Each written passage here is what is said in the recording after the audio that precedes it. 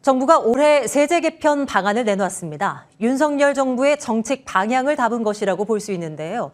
이 법인세 최고 세율 인하를 중심으로 한 감세 정책이 특징입니다. 개인들의 소득세도 5천만 원 이하 구간에 대해 최대 54만 원을 낮추기로 했습니다.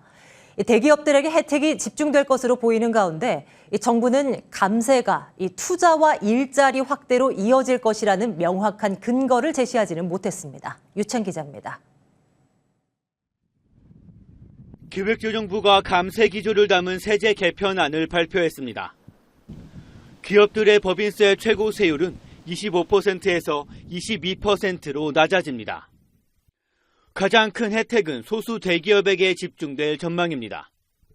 지난해 기준 최고 세율을 적용받는 과세표준 3천억 원 초과 기업은 103곳에 불과하기 때문입니다. 대기업 법인세율은 20%와 22% 두 구간으로 나누고 과표 5억 원 이하 중소 중견기업에는 10% 특례세율을 적용해 세 구간으로 적용합니다. 개인들의 소득세는 1인당 최대 54만 원 줄어들게 됩니다. 소득세 과표 구간 두 곳을 조정할 방침입니다.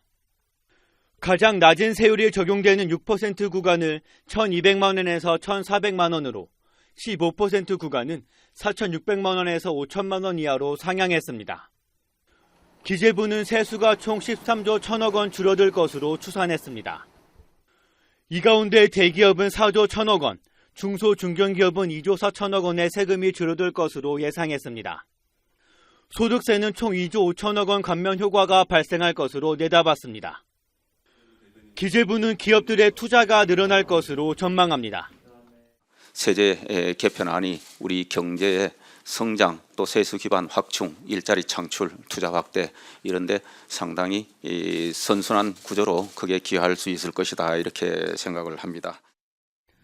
하지만 이 같은 낙수 효과 근거는 2008년에 나온 조세재정연구원의 법인세 인하 귀작 효과 보고서가 전부였습니다.